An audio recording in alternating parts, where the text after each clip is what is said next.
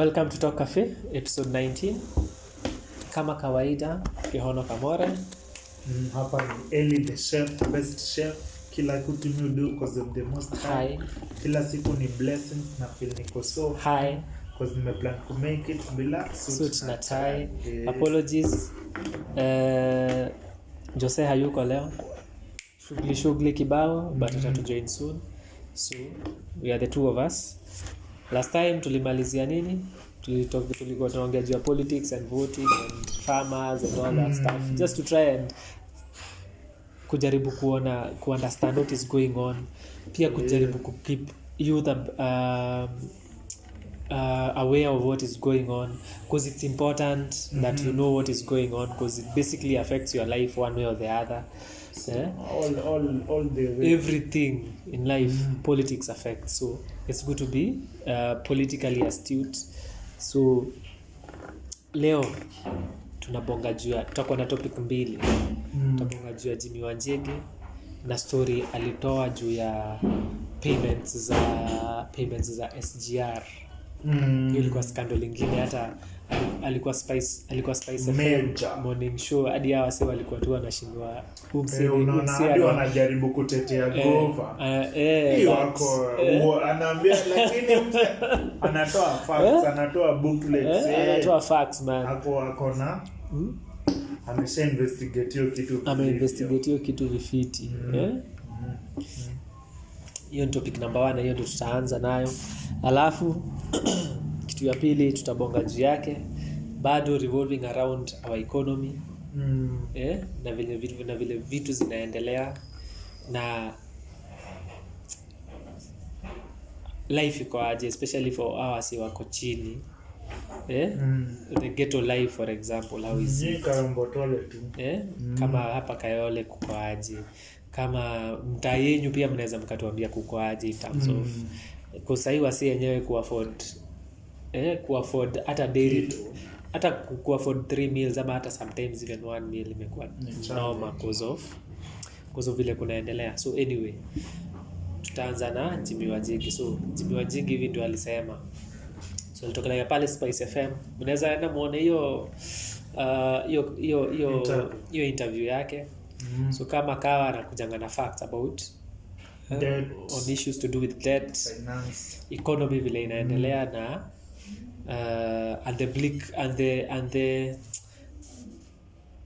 and what might come there uko mbele. Hataki zi happen but it might happen. So most likely ni poa kujua. So alikama akasema the initial plan ya SGR ilikuwa a private public cooperation my initiative. Walikuwa watumie, hawakuwa compensate msi yoyote do kwa sababu already kulikuwa na line Kenya Railway Corporation tayari iko na land kubwa sana na iko na line tayari from Mombasa all the way to Nairobi, all the way to Kisumu na kuendelea. So budget yao ilikuwa 55 billion. Imagine 55 billion. Yes, na walikuwa wa recoup watengeneze na wa run. Nani advanced? Ilikuwa advanced na wa run hiyo nini hadi wa recoup do yao. So but then as they were negotiating and coming up with the deal, Gava ikaamua to take up that your project ikwe a government project. So the budget that was put down was around 500 billion Kenya shillings. Times 10. Around 5 billion hapo hivyo. 500 billion Kenya shillings. Alafu so walipewa loan na China ya 5B. Alafu government of Kenya ilikuwa inafaa ilipe 10%. Walikuwa contribute 10% of the cost of building the railway line. So the idea ilikuwa government inatoa 10% yake, kutoa 10% yake, alafu China Exim Bank inalipa a certain percentage based on works mali zimefika. Unaona? So hiyo ilikuwa ina happen, but vile alienda kuangalia books yeah, according to him, juu hiyo ni story yake, according to him, according to investigation ile alifanya, China Exim Bank ililipa the 5 billion, but 500 billion. the 500 billion, $5 billion, the 500 billion. Lakini pia the Kenyan government, pia according to its books, ile 10% ilikuwa inatoa every month. Vile waliangalia hizo statements na wakaziunganisha zote, ili come to around 600 billion Kenya shillings. Ya gova pekee. Unaona? So basically ile kampuni ilikuwa inafanya hiyo contract ililipwa 500 billion na pia ikapata 600 billion from the Kenyan government. Yani trillion. So basically ilienda 1.something trillion to that one project. That is according to Jimmy Wanjigi. Na alikuwa very inaitwaje? Factual, very confident about his na akatoa evidence na akaambiwa wase wasome na zilikuwa lakini walisema anaonesha the signatures anaonesha signature. So stamps, lakini walisema wata verify, so wacha wata verify, but hiyo ndio story Wanjigi alikuwa anasema na bring out.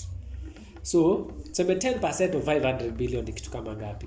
Hiyo initial plan walikuwa walipe like around 55 billion, like 55 billion, like 50 billion Kenya shillings ndio gava ilikuwa inafaa ilipe, alafu ipewe loan ya 500 billion na China Exim Bank. So awase the company ilikuwa ina construct hiyo SGR ilikuwa inafaa ipate around 550 billion hapo ama 600 billion in total for the whole contract, lakini inaonekana ni kama walipata 500 billion na pia wakaongezewa another 600 billion on top. So Jimmy Wanjigi alikuwa anauliza ido basi ilienda wapi, na pia alikuwa anasema na ndio maana tuko na hii deni kubwa tuko na hatutaimaliza hatutaiweza kumaliza hii deni ya 60 in the next 60 years, bado hii deni tutakuwa tunalipa manze. So bado tumeshagenya. Bado unaonaje juu hiyo story ukiangalia?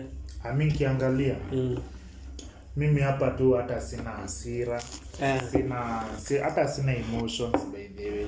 Mimi nikwambia tu hivi, maboomers na boomers ni hao zai tu wetu, zai wakubwa wa mama wetu na baba wetu. Sasa nyinyi ni Christians na mnatuambiaga kanisa mko na responsibility ya kuname and shame. Sisi mayouth man hatuwezi name and shame. Najua ndo anajuana wazee wako kutoka 40 years hadi 80 years. Hata tuseme 50 hadi 80. 60 to 80. 50 to 80. Mnajuana vizuri, wako kwa machama, wako na accounts, wako na makampuni, wako imebaki tu waache hypocrisy ya kutuambia story sasa za kanisa, stories za kuokoka, stories sijui za tusifanye sherehe, tusizi bedhe wazee wetu ndo wako na responsibility major na itawa affect sana bedhe na wajue hii religion anatuambia ndio wata go down with it. So wako na responsibility ya kuname, kushame na kurecover. Juana. Mimi sijui, lakini kujua zai wetu wanajuana, wanajua ule aliiba bilioni, ule aliiba milioni 50. Ule mimi sijui vile Kenya itaendelea kama si wazee wetu wataamua tu kuweka hypocrisy chini na kuname and shame. Kunemanisha mwase wale mabeshte wao. Juu pesa inaenda kila mtaa. Hiyo pesa inaenda kila mtaa aje? Pengine hata iko hii mtaa. Cheki. Kwani hizi pesa zinaibiwaje? Una create ni companies tu. Ni watu, mimi na wewe tuna create company. Hata kama sisi si bora isione usiku na hizo stages za companies. Kuna mali hata inafika uwezi jua the owner. So ni mapuppet sasa. So mimi na wewe ni ma big fish. Tunaeka maproxy. Sisi kuna hiyo time walikuwa natokea Senate maproxy wakiulizwa hii ni ya nani, anasema siwezi sema. Hii time ya COVID COVID billionaire. Ndio actually hiyo ndio ilikuwa best example ya kuonesha Kenya inafanyikanga venye pesa inaibiwangwa. So tunajua so lakini ni responsibility ya boomers kubadilisha hii Kenya. Lakini sasa ikikuja kwa story ya Jimmy Wanjigi, gove iko na ngori man. Jua awasu Jimmy Wanjigi, hawamwambia nyamaze.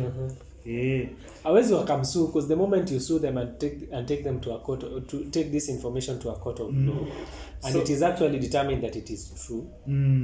Unaona, which means kuna watu wataitwa under oath waambiwe unajua ni aje hii kitu ili happen ama haiku happen hii kitu. So kuna witnesses ambazo wataitwa ambao either watasupport waseme wenyewe what Jimmy Wanjigi is saying is true, na itafixwa tutaona wenyewe au sio, itakuwa news au sio wamekuwa kitu hii. But sasa wako happy yeye tu wanasema anaongea tu, hawezi guzilia. The only response wanaweza fanya ni silence. Ni silence tu.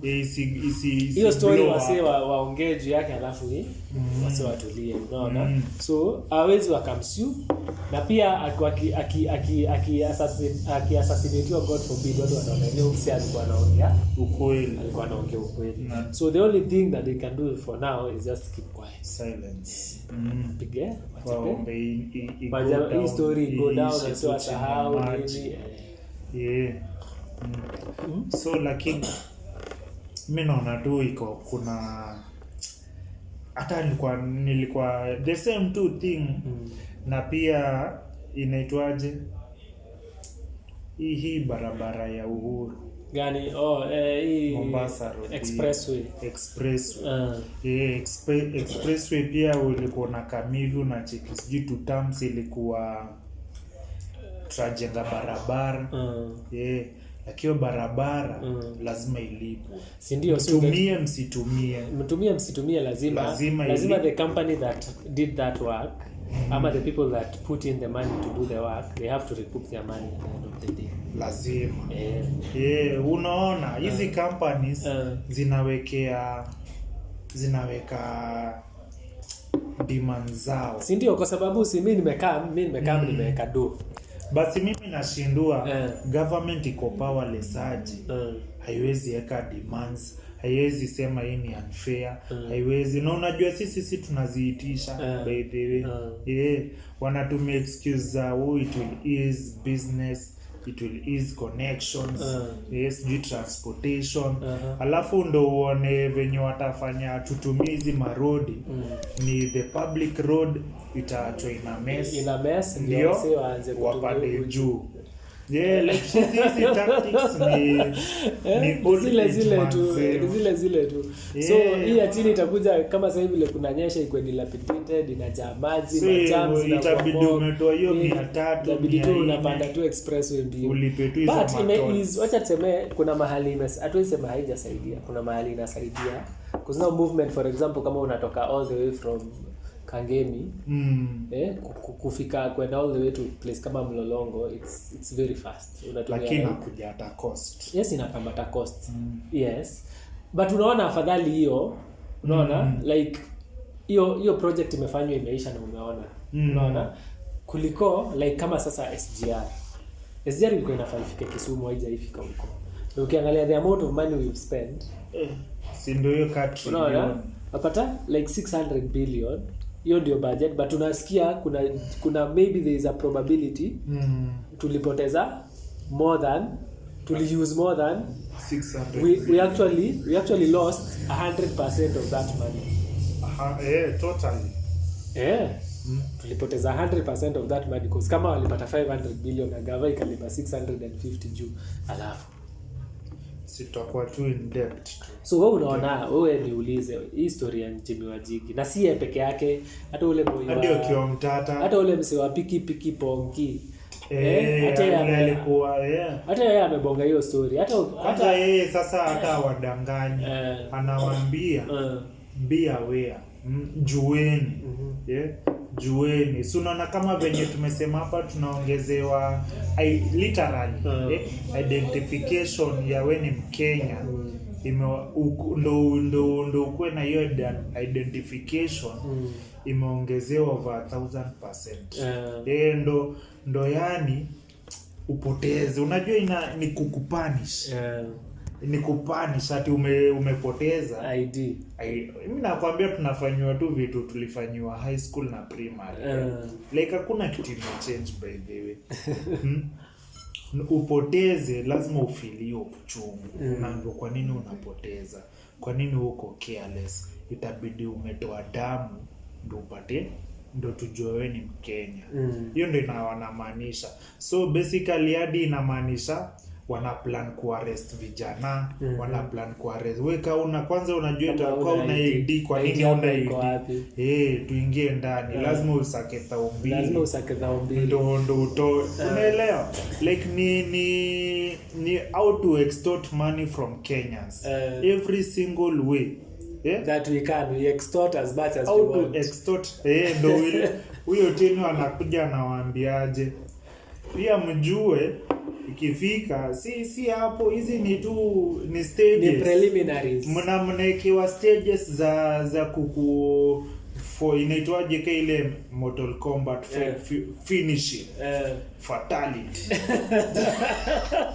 Fatality ni wanakuja mabank accounts, M-Pesa, popote digitally. Ndio maana pia government ina enhance. Lazima kila kitu iko digital. Lipa na M-Pesa, till number, pochi la biashara. Unaona wana encourage hizi. Kwa nini? And product yao ni nini? Ni wa take as much as possible zenu zote. Ati sijui nasema ati inaitwaje?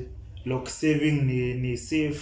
Wapi? Mtajua buda. Sasa turudi tu, unaambia wasee sasa like watu tu sasa warudi ile tu cash yako unajiwekea kesi baadaye. Like in the coming times barter trade itakuwa efficient. Cash. Yani tu tunarudishwa tu old age. Tunarudishwa old age. Na sina beef by the juu unajua hakuna the most effective ways ni the old ways. Old ways haitawahi kosea. Anyway, so kuna hiyo story na sasa kuko na issues to do with, kuna wasi wanaongea juu ya cost of living.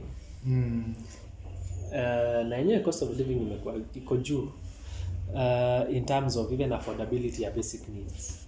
Unaona, unapata sidhani kuna sector haiaffectiwi in terms of ability ya wasee kulipa. Zinaafektiwa zote. Unaona, ability ya wasee kufika bei. Unaona, like sasa kitu nimenotice ni wasee wako very cautious in how they are spending money. Like wasee tu wana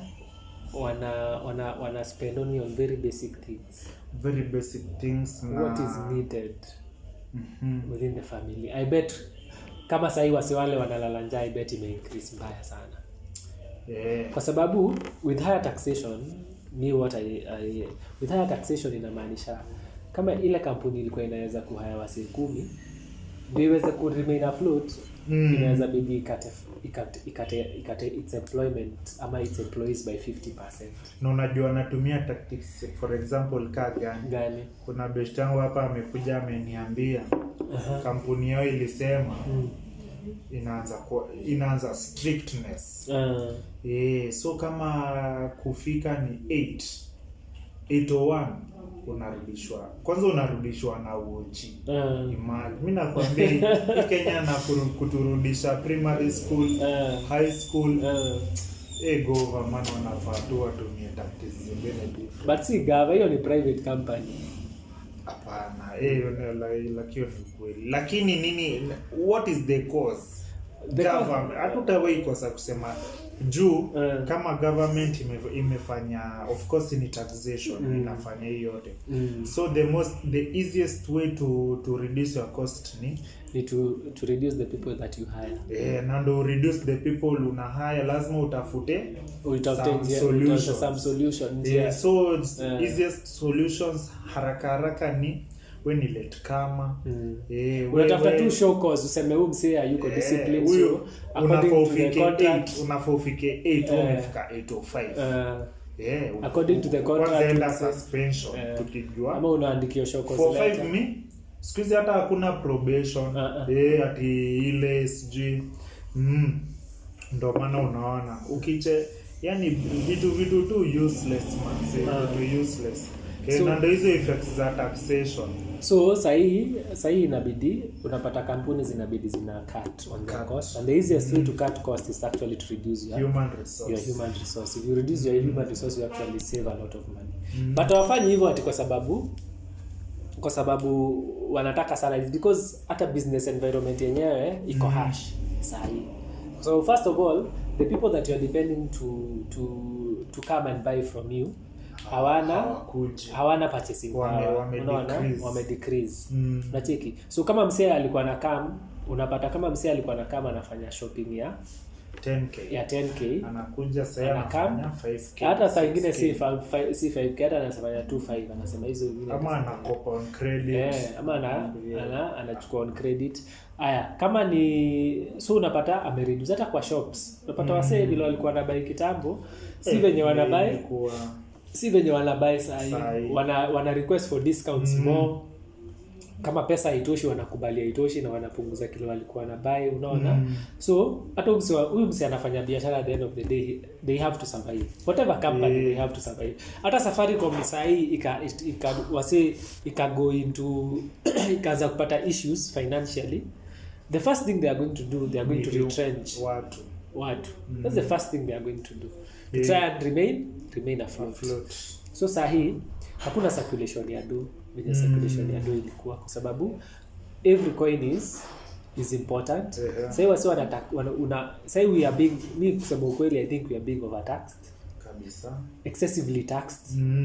Tuna overtaxiwa, so hata ile pesa kidogo ulikuwa nayo ile ina circulate. Unajua money circulation within the economy is very important kabisa, unaona. So ile pesa kidogo ulikuwa nayo na ilikuwa ina circulate, sasa hii circulate juu watu wana hold watu, alafu pia watu kama ni taxation watu wame decrease kununua kukujia, lakini bado kwa kampuni cost zao za production zimepanda.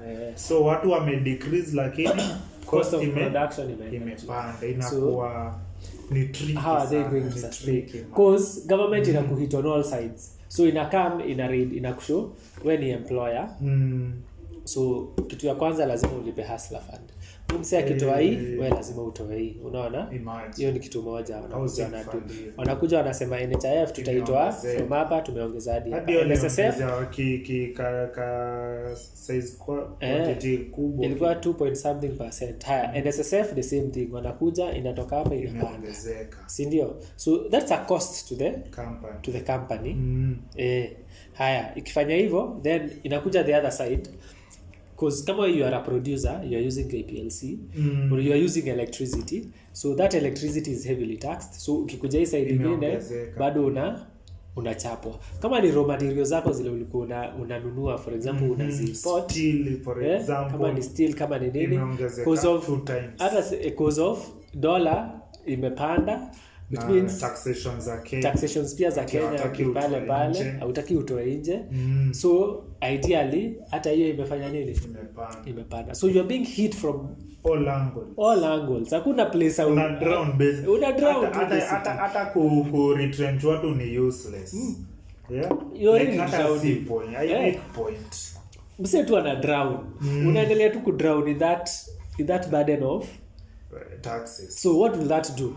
Aya, ile kitu tunajaribu kuachieve an increase in production in Kenya. Sindio? An increase in manufacturing in Kenya.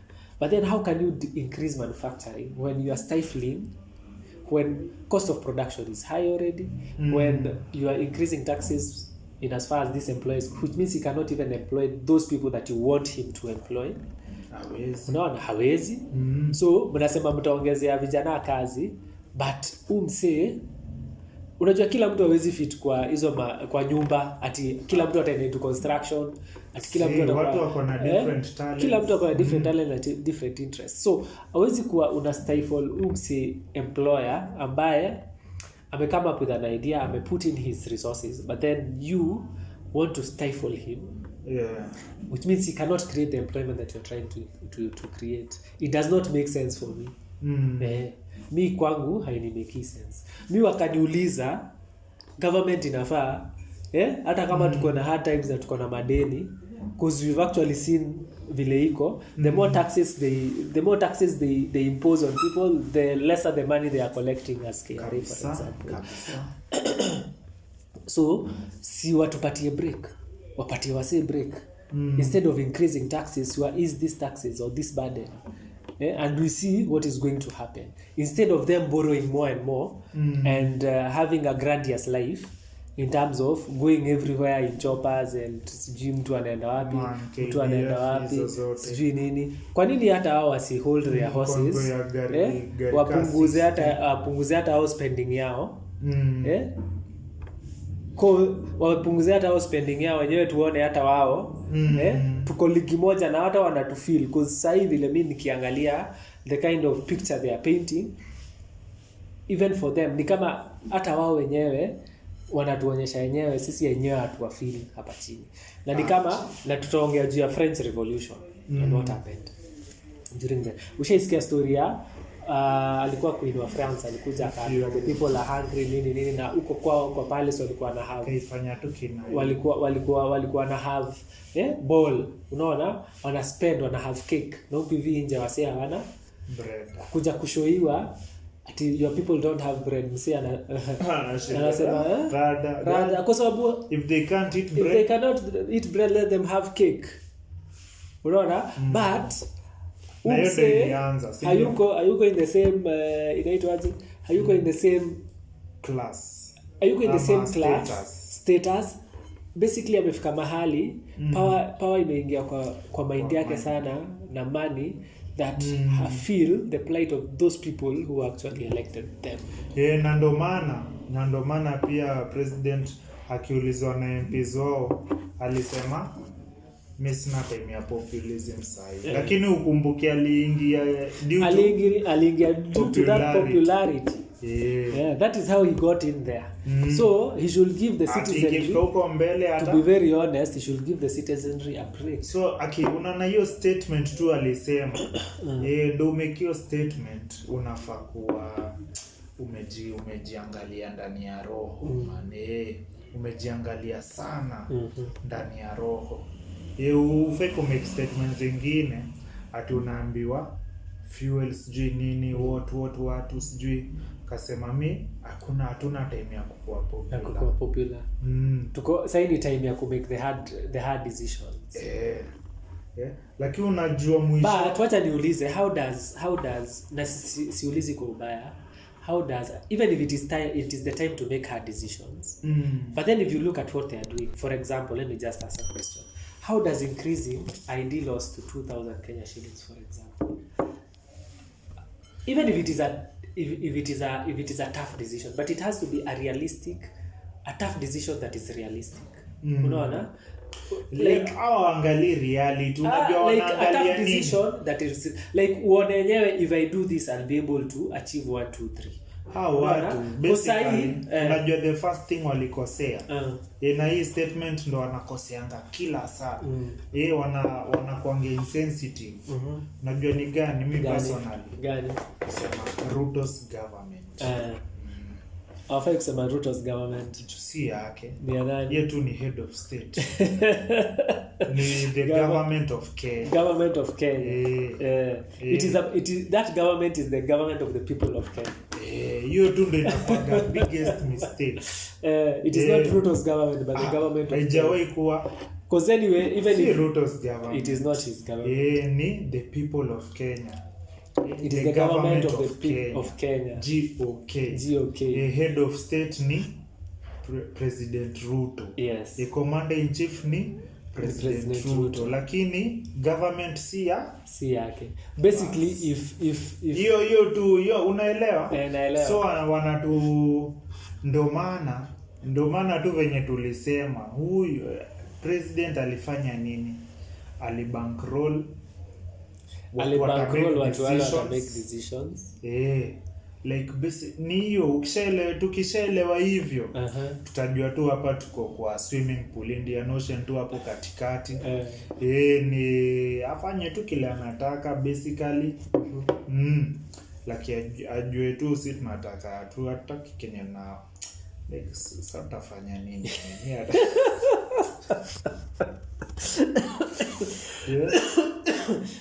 Ati sasa mtafanya nini? Si ni muamke na muongee na mseme yenyewe pali tuko hatuko place because somebody has to talk about these things. Na tukue honest with each other. Unaona? Ndio maana nisema even if it is a hard we have to make hard decisions, but they have to be hard decisions that are smart because even in Kibaki's era, to be very honest, tulikuwa akichukua gava from ilikuwa mbaya. Vitu zilikuwa mbaya. He made tough decisions, yes, but he made tough decisions that were smart and that were realistic too for the people of Kenya. I think the first thing gava inafaifanya na mimi na kitu ya kwanza I think they should wanafaa wafanye. They should stop borrowing domestically. Fine.